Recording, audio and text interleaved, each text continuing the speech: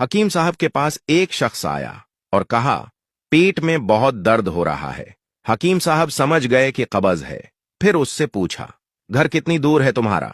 मरीज, 2 किलोमीटर। हकीम साहब ने कैलकुलेटर पर कुछ हिसाब किया और कुछ दवाएं मिक्स की।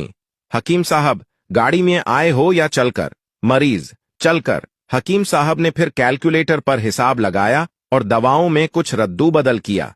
हकीम साहब, घर कौन सी मंजिल पर है? मरीज, तीसरी मंजिल पर। हकीम साहब ने फिर कैलकुलेटर पर कुछ हिसाब किया और फिर से दवाओं में कुछ रद्दू बदल किया। हकीम साहब, अब आखिरी सवाल का जवाब दो।